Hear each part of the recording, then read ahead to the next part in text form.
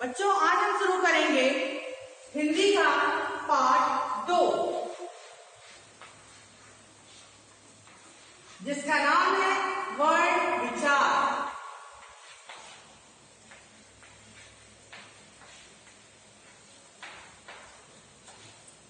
अब हम सबसे पहले जानेंगे कि वर्ण होते क्या है। वह दुनिया जिनके और अधिक टुकड़े नहीं किए जा सकते वर्ण कहलाते हैं।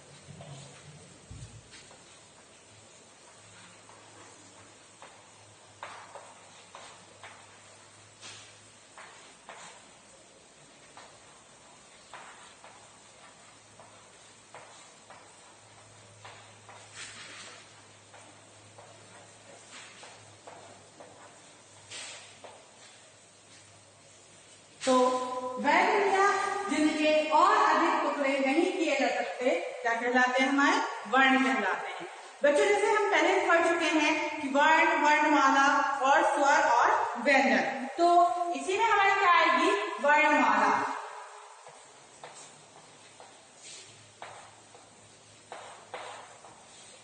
सबसे पहले हम जानेंगे वर्णमाला होती क्या है। तो जहां वर्णों का सार्थक समूह होता है या वर्णों के समूह को हम क्या कहते हैं? वर्णमाला कहते हैं। ये हम पहले ही पढ़ चुके हैं। एक बार आपको दोहराने के लिए ये बात मैं बता रही हूँ कि वर्णों के समूह को वर्णमाला कहते हैं। वर्णमाला में स्वर और व्यंजन होते हैं। वर्णमाला में क्या होते हैं? स्वर और व्यंजन होते हैं। अब हिंदी वर्णमाला में स्वरों की संख्या 11 बताई गई है, 11 और व्यंजन की जो संख्या है वो कितनी बताई गई है? 33। इसको 33 यानी 33 ये हमारे व्यंजन की संख्या बताई गई है। अब हम जानेंगे स्वर क्या होते हैं। तो स्वर अपने आप में स्वतंत्र होते हैं। वह वर्ण जो किसी अन्य वर्ण की सहायता नहीं लेते उन्हें स्वर कहते हैं। वह वर्ण जो अन्य वर्ण की सहायता नहीं लेते, उच्चारण करते समय उन्हें हम स्वर कहते हैं। उसी जगह व्यंजन, वह वर्ण जो उच्चारण में स्वरों की सहायता लेते हैं उन्हें व्यंजन कहते हैं। वह वर्ण जो उच्चारण में स्वरों की सहायता लेते हैं उन्हें व्यंजन कहते हैं। अब स्वर कहां से कहां तक होते हैं? तो हमारे आ,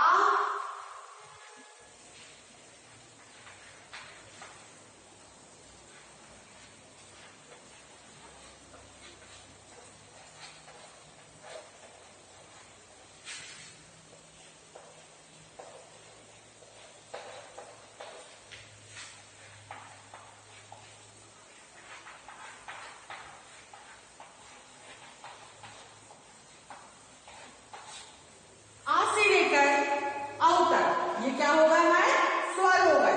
जैसे छोटा आ, बड़ा आ, छोटी ई, बड़ी ई, छोटा ऊ, बड़ा ऊ, रे, छोटा ए, आई, ओ, औ। ये क्या होगा? हमारे स्वर हो गए। इनको उच्चारण में यह स्वतंत्र है। इनको बोलने में किसी अन्य वर्ण की सहायता नहीं लेनी पड़ रही, इसलिए क्या है? हमारे स्वर है। उसी जगह हम देखते हैं व्यंजन। तो हमारे व्यंजन है कहां से लेकर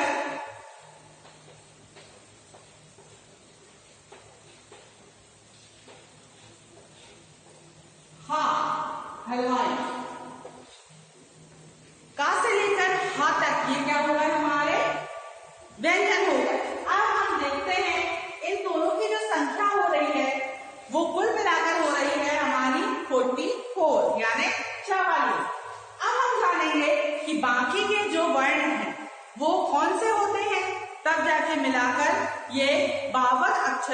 वर्णमाला बनती है हिंदी की। तो अब हम ये जानेंगे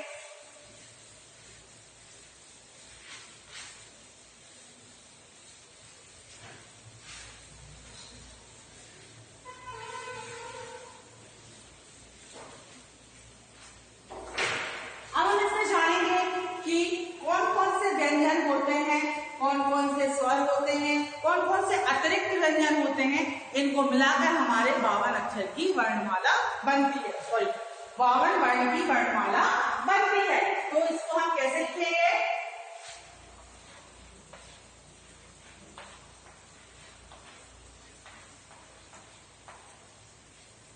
या, रा, ला, वा।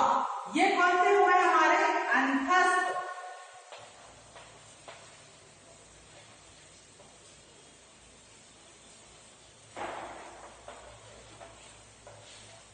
ये हमारे अंतस्थ व्यंजन हो गए।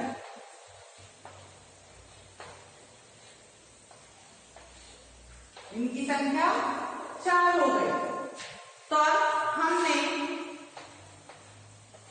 44 में 4 को जोड़ा तो कितने हो गए हमारे? 48, 48। उसके बाद में हम लेंगे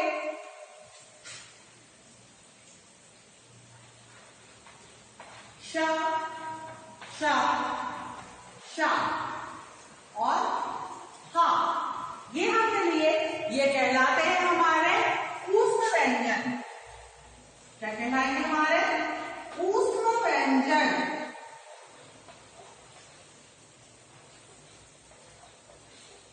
इनकी संख्या क्या हो गई? 4 हो गई। तो हमने जब 48 में 4 को जोड़ा तो ये क्या हो गए? कितने हो गए हमारे? 12। अब ये तो हो गई हमारी वर्णमाला, लेकिन इसमें अभी कुछ व्यंजनों की संख्या बाकी है। जैसे हमने लिया छा, त्रा, या और शा। जब हमने ये व्यंजन लिए तो ये कहलाएंगे हमारे अतिरिक्त व्यंजन।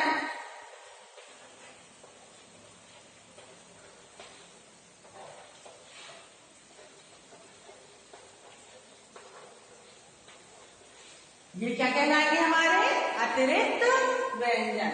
अब ये जो हमारे छा है और त्रा है और या है और शा है, ये अतिरिक्त व्यंजन क्यों कह रहा है? अब जब इनको हम लिखते हैं तो कैसे लिखते हैं? का, धन, शा। तो ये हमारा कौन सा व्यंजन बना? कौन सा वर्ण बना? छा।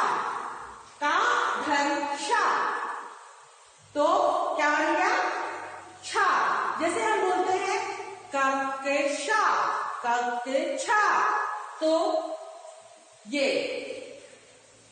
इसका एक उदाहरण है। लेकिन जब हम ये छा को लिखते हैं तो यहां हमारा ये कावाशा मिलके छा बनता है। छा क्षत्रिय का, छा छपा। उसके बाद आता है हमारा त्रा, ता, धन, रा बराबर त्रा। त्रा त्रिशूल का। अब ये दोनों व्यंजन है, ये दोनों मतलब व्यंजन और व्यंजन को मिला ये जो अतिरिक्त व्यंजन है ये व्यंजनों से ही बने। अभी तक हमने देखा था जैसे हम लिखते हैं का, तो का के वो बातें समझाएंगे आपको। इसके पहले हम इसको स्पष्ट कर लेते हैं। ता और रा बराबर त्रा। तो जब हम त्रा लिखते हैं दोनों शब्दों को मिला के, जैसे त्रिशूल,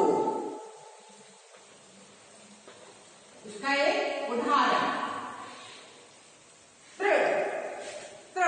जब हम ता को बोलते हैं, रा का उच्चारण होता है तो उससे क्या हो जाता है हमारा? त्रा। त्रा हो जाता है त्रा त्रिशूल का, त्रा त्रिदेव। ये बन गया हमारा त्रा, इन दोनों को मिलाकर।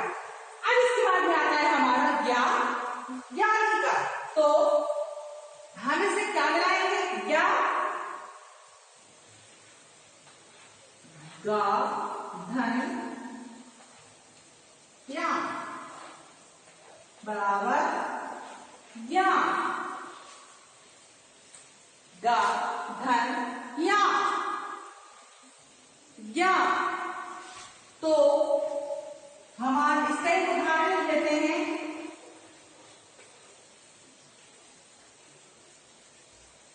यानी, तो गा और या यहां से हमारा क्या यानी का बन गया।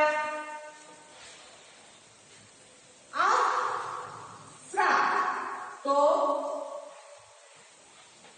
शा शक्कर का रा,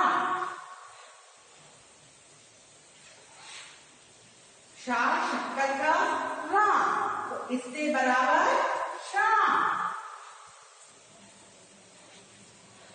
क्या बन गया हमारा शा। जैसे श्रवण, श्रवण, श्रवण, ये क्या बन गया हमारा शा। ये तो हो गई हमारे अतिरिक्त व्यंजन की बात। अब हम आगे देखते हैं कि इनका वर्ण विच्छेद किस प्रकार किया जाता है।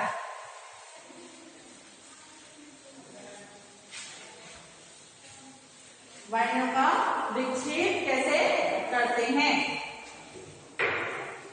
अब हम देखेंगे वर्णों का विच्छेद।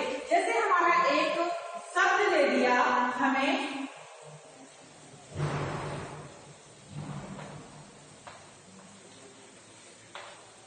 पुस्तक।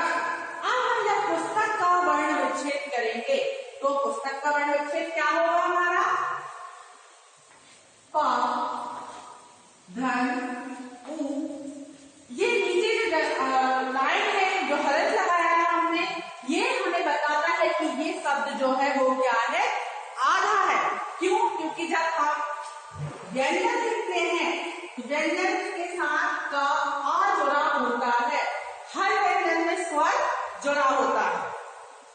व्यंजन स्वरों के बिना अधूरे हैं, स्वतंत्र स्वर होते हैं। व्यंजन को स्वरों की आवश्यकता लेनी पड़ती है, लेकिन स्वरों को किसी अन्य वर्ण की सहायता नहीं लेनी पड़ती।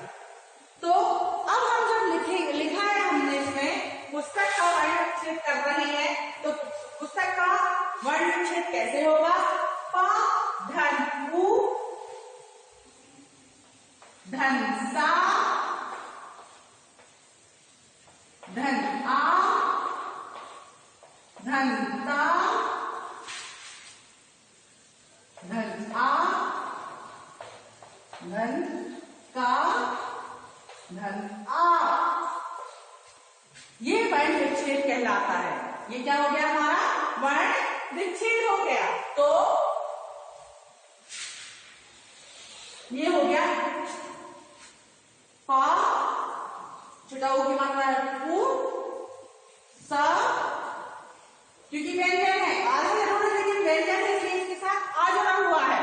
तो पुस्ता, व्यंजन इसलिए आ जुड़ा है, तो क्या हो गया पुस्तक का, व्यंजन है इसलिए का जुड़ा हुआ है, क, पुस्तक। अब इसके बाद में हम लिखेंगे खरगोश।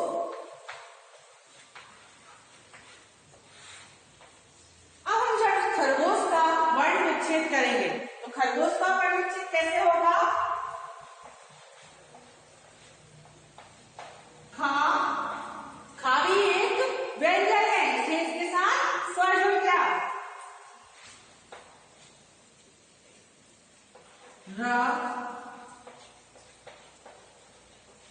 रा भी क्या है, व्यंजन है इसलिए इसके साथ आ जुड़ गया।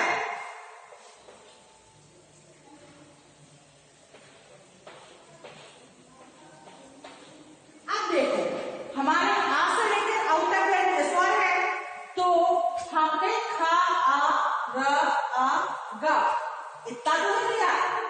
अब जैसे हमने इसमें ऊपर देखो पुस्तक में छोटा ऊ की मात्रा लगी थी, हमने यहाँ ऊ लिखा था, ऊ स्वर है। तो इसी प्रकार खरगोश, गा में ओ की मात्रा लगी है, तो हम यहाँ लिखेंगे ओ। क्या लिखेंगे हम, ओ। फिर क्या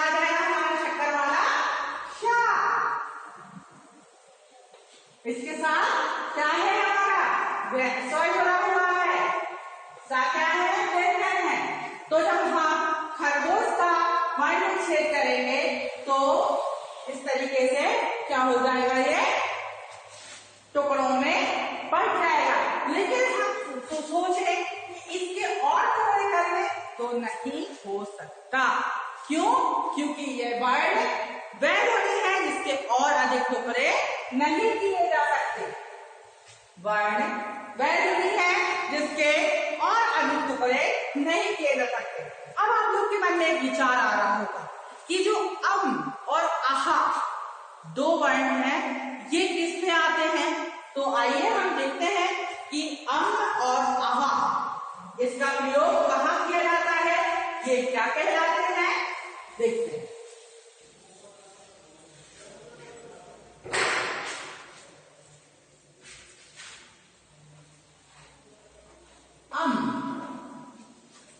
ये क्या कहलाएगा, हमारा अनुस्वर।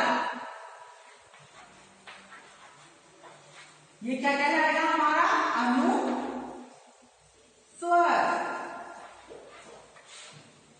हमारा अनुस्वर कहलाएगा, जिसको बोलने के लिए हमें नाक की आवश्यकता होती है, जिसका उच्चारण हम नाक से करते हैं। ये कहलाता है हमारा अनुस्वर। अब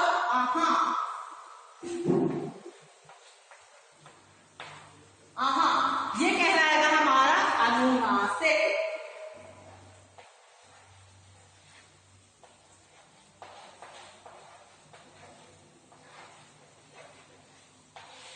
ये क्या कहलाएगा, हमारा अनुनासिक।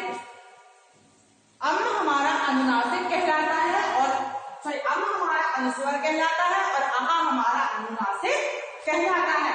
जैसे चंद्र, चंद्र, तो यहाँ पर हमारे अम्म की आवश्यकता पड़ी। इसको इस टाइप में भी लिख सकते हैं हम और इस प्रकार से भी लिख सकते हैं। उसके बाद आता है हमारा आहा, तो यह अनुनासिक है जिसका प्रयोग हम कैसे करेंगे, चांद। जब हम चांद का उच्चारण करते हैं, चांद को बोलते हैं, तो यहाँ हमारे मुंह और नाक दोनों से हवा निकलती है, दोनों से उसका उच्चारण होता है चांद। तो ये कहलाता है हमारा अनुनासिक। अब इसके बाद में हम देखते हैं विसर्ग। ये कहलाता है हमारा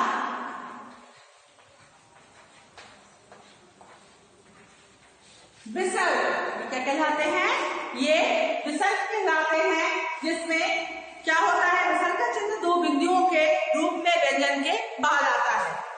विसर्ग का चिन्ह बिंदुओं के रूप में दो व्यंजन के बाद आता है और ये व्यंजन के बाद लगता है। अब ये हो गया हमारा अम, आहा और ये विसर्ग। ये आपने बहुत अच्छी तरीके से जान लिया है बच्चों। इसके बाद हम आगे का बाद में पढ़ेंगे, बाद में जाने